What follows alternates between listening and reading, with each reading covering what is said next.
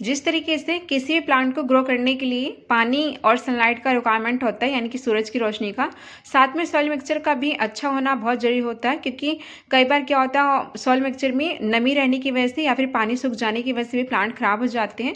तो यहाँ इस वीडियो में आपको मैं 5 रुपये की एक चीज़ बताने वाली हूँ, जिससे आप 2 तरह की खाद बना सकते हैं।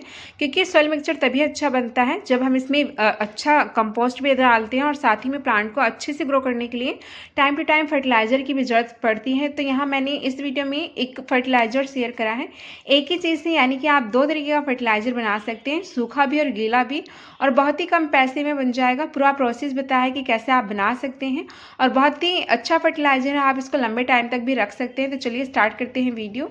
इसके लिए देखिए, आपको एक उपले, जिसे कंडे भी कहते हैं, उसकी ज़रूरत पड़ेगी। तो इस तरीके का आपको एक उपला, छोटा उपला लेंगे तो आपको 2 रुपये का, और बड़ा उपला इस तरीके से लेंगे तो आपको 5 रुपये का मिल जाएगा। और वेट की बात करें तो ये लगभग देखिए, जब ये सूखा हुआ है तो काफ़ी ज़्यादा वेट है, और पर जब ये पानी में भीगा तो काफ़ी ज़्यादा मोटा हो गया था और काफ़ी ज़्यादा इसका वेट हो गया, जैसे कि मैं यहाँ पे आपको दिखा रही हूँ।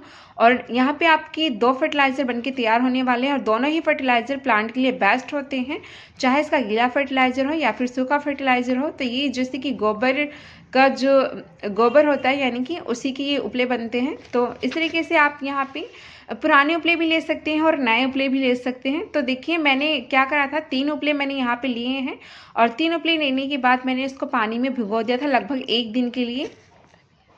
अब जो यहाँ ये उपले का लिक्विड फर्टिलाइज़र बनके तैयार हुआ है, ये प्लांट्स के लिए बेस्ट होता है।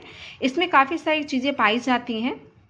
मोस्टली सभी प्लांट को जो ज़रूरी रिक्वायरमेंट, यानी कि ज़रूरत होती है, वो इसमें मिल जाती है। जैसे कि NPK इसमें पाया जाता है, नाइट्रोजन हो गया, और फॉस्फोरस हो गया, K यानी कि पोटेशियम हो गया। तो वो तीनों इसमें पाई जाती हैं। और आप सभी जानते हैं कि नाइट्रोजन प्लांट के लिए, यानी कि ग्रीन पत्तियों को बनाए रखने के लिए कितना ज़्यादा ज़रूरी होता है। तो देखिए, यहाँ पे मैं आपको दिखा रही हूँ कि इस तरीके से मैंने इसका यहाँ पे सूखा फर्टिलाइज़र बनाया है कुछ दिनों पहले, और ये बन करके अभी तैयार है।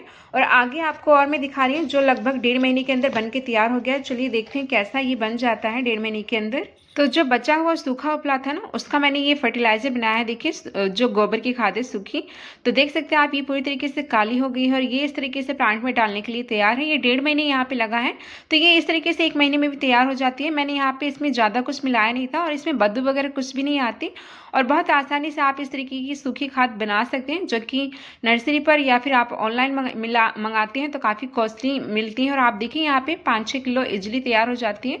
तो दोनों का प्रोसेस देखेंगे। पहले ये देखेंगे कि ये जो गीला फर्टिलाइज़र, लिक्विड फर्टिलाइज़र हमें मिला है, उसको हमें कैसे डालना है प्लांट्स में। अगर आपने उपले, यानी कि कंडे को पानी में 1 दिन भिगोया है, तो जितना आपका लिक्विड फर्टिलाइज़र बनके तैयार हुआ है, उतना ही आपको पानी मिलाना है उसमें, सादा पानी, यानी कि 1:1 का रेशियो रखना है। अगर आपने 2 दिन रखा है उपले को भिगो करके पानी में, तो आपको 2 गुना पानी मिलाना है। तो जैसे कि 5 लीटर का यहाँ लिक्विड फर्टिलाइज़र लगभग बनके तैयार हुआ था, तो 5 ही लीटर मैं इसमें पानी मिला दे रही हूँ। तो अब ये प्लांट में डालने के लिए तैयार है, और आपको ये प्लांट में डाल सकते हैं।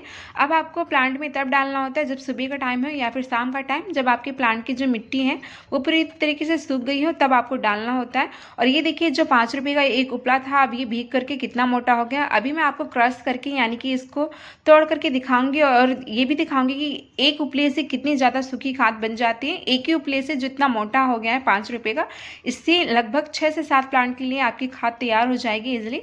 तो चलिए, अब मैं ये प्लांट में जो लिक्विड फर्टिलाइज़र गीला बन गया है, उसको डाल दे रही हूँ। जिस भी प्लांट की मेरी मिट्टी सूखी गई है, ये काम आपको सुबह या शाम को करना है। तो इस तरीके की फर्टिलाइज़र अगर आप अपने प्लांट्स को 15-20 दिन के अंदर डालते रहेंगे, तो आपके प्लांट की सारी रिक्वायरमेंट लिक्विड फर्टिलाइज़र से ही पूरी हो जाती है इजीली। तो देख सकते हैं आप, इस टाइम भी नवंबर के महीने में सभी में अच्छी ब्लूमिंग हो रही है और बड्स भी बन रही हैं। तो देखिए, मिट्टी इसकी सूखी हुई है। अब डालना कितना है, आप पॉट के साइज़ के हिसाब से 1 से 1.5 गिलास डाल सकते हैं। तो अंदाजे के हिसाब से मैं यहाँ पे देखिए सभी पॉट में डाल दे रही हूँ इस तरीके से। पर आपको तभी डालना है जब मिट्टी सूखी होगी। तो सूखी होने पे क्या होता है, ज़्यादा फ़ायदा होता है, क्योंकि जो सूखी मिट्टी होती है वो फर्टिलाइज़र को जल्दी से एब्जॉर्ब कर लेती है और प्लांट को भी जल्दी से मिल जाता है। और गीली मिट्टी रहेगी तो इस तरीके से एब्जॉर्ब जल्दी नहीं कर पाएगी। तो अब हमने लिक्विड फर्टिलाइज़र जो बना था वो तो डाल दिया। अब बात करेंगे कि ये जो सूखा उपला बच गया, यानी कि जो हमने भिगोया था उपला, उसका हमें कैसे फर्टिलाइज़र बनाना है कि हम प्लांट में यूज़ कर सकें। तो देखिए, जो मैंने भिगो करके उपले निकाल के रखे थे, अब आप इसको किसी ग्लव्स पहन करके या पन्नी की सहायता से इस तरीके से छोटे-छोटे टुकड़ों में क्रश कर देना है, यानी कि तोड़ देना है। जब आप इसको छोटे-छोटे से टुकड़ों में तोड़ देंगे तो इसको डिकम्पोज़ होने में थोड़ी-सी आसानी मिल जाएगी, यानी कि सहायता मिल जाएगी। और इस तरीके से देखिए मैं तोड़ दे रही हूँ, क्रश कर दे रही हूँ छोटे-छोटे टुकड़े में। और यहाँ आप देखेंगे कि इसमें आपको ज़्यादा चीज़ें मिलाने की ज़रूरत नहीं है। वो चीज़ आपको मिलानी है जो आपके घर पर आसानी से मिल जाएगी। बहुत ईज़िली ये फर्टिलाइज़र बन जाता है। और अभी आपको मैं यहाँ पे ये दिखाने वाली हूँ कि जैसे कि 3 उपले मैंने भिगोए थे और मैं यहाँ पे सिर्फ 2 ही उपले को क्रश करने वाली हूँ, क्योंकि ये जो पूरा तसला है 2 ही उपलों के अंदर भर गया था। तो इसलिए मैंने आपको कहा आगे स्टार्टिंग वीडियो में कि 5 रुपये के उपले से आप 2 तरीके के लिक्विड फर्टिलाइज़र बना सकते हैं, वो भी बहुत ज़्यादा अमाउंट में। तो आप इनको बाय कर सकते हैं। और जो उपले होते हैं वो 5-6 किलो आराम से 25-30 रुपये के मिल जाते हैं। तो आप इनको बाय कर सकते हैं उपलों को। और एक बार बाय कर लेंगे तो इसका आप बार बार इस तरीके से लिक्विड फर्टिलाइज़र और सूखा फर्टिलाइज़र बना सकते हैं प्लांट्स के लिए। तो इस तरीके से चलिए मैं क्रश कर ले रही हूँ। और जो गोबर की खाद इस तरीके से सूखी बन के तैयार होती है, उसमें काफ़ी सारी चीज़ें पाई जाती हैं, जैसे कि नाइट्रोजन हो गया जो कि प्लांट्स की पत्तियों को हरा रखने के लिए, और फोटोसिंथेसिस यानी कि फूड बनाने का जो प्रोसेस होता है उसके लिए ज़रूरी होता है।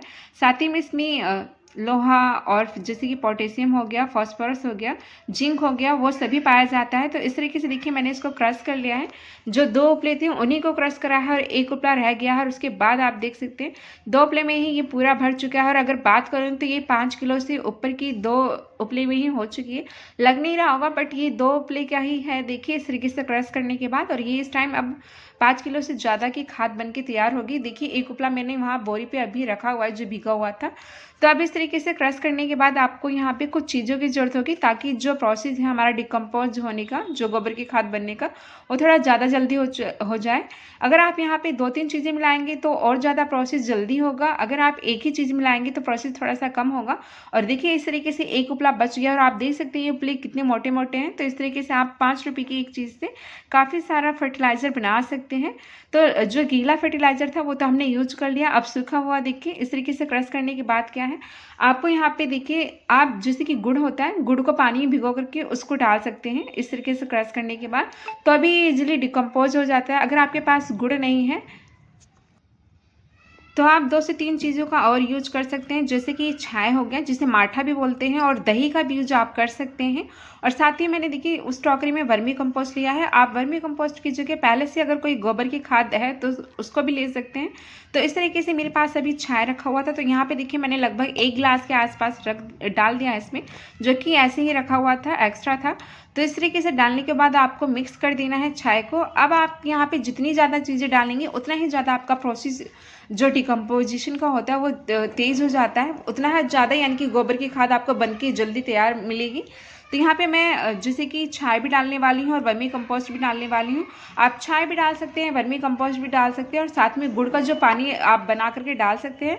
तो इस तरीके से आपको 1 ही महीने के अंदर गोबर की जो काली खाद है वो बन के तैयार मिल जाएगी। तो मैं यहाँ पे देखिए वर्मी कंपोस्ट मेरे पास रखा था, तो 2 से 3 मिट्टी इस तरीके से वर्मी कंपोस्ट डाल दे रही हूँ और अच्छे से मिक्स कर दूँगी इसको भी, क्योंकि ये पहले से ही तैयार खाद होती है और इसमें छोटे छोटे से जैसे कि बैक्टीरिया वगैरह भी होते हैं। और आपको पता है कि दही में बैक्टीरिया पाए जाते हैं, तो ये जो बैक्टीरियाज होते हैं ये डिकम्पोजिशन में हेल्प करते हैं, और इस तरीके से आपकी गोबर की जो खाद है वो इजीली डिकम्पोज हो जाएगी कुछ ही दिनों में। तो यहाँ मैंने देखिए इसमें वर्मी कंपोस्ट भी मिला दिया है, अब मिक्स कर दिया है। उसके बाद हमें ज़रूरत पड़ेगी एक बाल्टी की, और बाल्टी के अंदर आप छेद भी कर सकते हैं नीचे से, ताकि इसके अंदर जो डिकम्पोजिशन के बाद थोड़ा बहुत ना गीला सा निकलता है वो आप यूज कर सके प्लांट में। बट मैं इसको नीचे से छेद नहीं करी, क्योंकि नीचे से छत काफ़ी गंदी हो जाती है कई बार। तो क्या होगा, ऐसे में जो हल्का हल्का नीचे से जो गीला निकलेगा वो नीचे ही रह जाएगा, और जो नीचे की गोबर की खाद है वो थोड़ी सी गीली सी रहेगी। कई बार क्या होता है टेरेस गंदी हो जाती है और साफ़ करने में दिक्कत होती है, तो इसलिए मैंने नीचे छेद नहीं करा है। और आप ऊपर भी हल्का सा छेद कर सकते हैं ताकि हवा पास होती रहे। तो मैं यहाँ देखिए ये जो प्लास्टिक का एक कवर सा था, इससे कवर करके रखने वाली हूँ और हल्का सा खोल के रखने वाली हूँ ताकि हवा आती जाती रहे। और इसके बाद अब मैं इसको बाल्टी में फिल कर दूँगी इस तरीके से। बाल्टी की बात करें तो ये 10 लीटर से ऊपर की बाल्टी है इस तरीके से। चलिए अब इसमें फिल कर लेते हैं। तो अच्छे से आपको मिक्स कर लेना है। तो आप जितनी ज़्यादा चीज़ें मिलाएंगे उतनी ज़्यादा यानी कि जल्दी से डिकम्पोज होगा, कम दिनों में आपको गोबर की खाद बन के तैयार हो जाएगी। तो मैंने यहाँ डाला है छाय और वर्मी कंपोस्ट। आप छाय, वर्मी कंपोस्ट और गोबर की खाद और गुड़ का पानी चारों चीज़ डाल सकते हैं। और अगर आपके पास ये भी ना हो तो आप मिट्टी भी डाल सकते हैं सिर्फ, जैसे कि गोबर को मैंने क्रश करा था उपले को, तो आप इसके अंदर मिट्टी डाल देंगे तो मिट्टी में भी बैक्टीरियाज पाए जाते हैं, तो वो भी डिकम्पोज होने में हेल्प करेगा। पर प्रोसेस जो है वो काफ़ी लंबा हो जाएगा। जहाँ आपको 1 महीने में खाद मिल के बन रही है वो 2 महीने ले लेगी। तो इस तरीके से अगर आप ये ज़्यादा चीज़ें मिलाएंगे तो कम दिनों में ही प्रोसेस हो जाएगा और 1 ही महीने के अंदर आपको जो गोबर की सूखी खाद मिल के तैयार हो जाएगी और आप उसका प्लांट में यूज़ कर सकते हैं। तो चलिए इस तरीके से फिल कर लेते हैं इसको बाल्टी में। तो मैंने देखिए 2 ही उपले की जो खाद बनाई थी क्रश करके, इसको फिल कर लिया और 2 ही उपले में ये इस तरीके से 10 लीटर की बाल्टी भर चुकी है। इसको अब आपको कवर करके रख देना है और ऐसी जगह रखना है जहाँ इसको हल्की फुल्की छनती हुई सनलाइट मिल जाए। तो मैं इसको सेमी शेड में रखने वाली हूँ। अब आपको इसमें कुछ भी नहीं करना है और ना ही इसमें बदबू वगैरह आएगी। बस अब आपको क्या करना है, 3-4 दिन के बाद आपको ये जो ऊपर से कवर है इसको हटा करके इसको जो गोबर है इसको ऊपर नीचे करते रहना है किसी भी स्टिक की सहायता से। इस तरीके से देखिए आपको 3-4 दिन में ऊपर नीचे चलाते रहना है। बस 1-1.5 महीने के अंदर ही आपकी खाद इजीली तैयार हो जाती है, जिससे कि आगे मैंने आपसे दिखाया है। तो आई होप कि ये वीडियो आपके लिए यूज़फुल होगी कि 5 रुपये की चीज़ में जैसे कि आपने देखा कि 2 उपले में ये लगभग 10 लीटर की बाल्टी भर गई है। तो 5 रुपये की जो उपले है उसमें 6-7 प्लांट के लिए इजीली सूखी खाद आपको मिल जाएगी और लिक्विड फर्टिलाइजर भी बहुत सारा मिल जाता है। तो चलिए मिलते हैं नेक्स्ट वीडियो में। Thank you.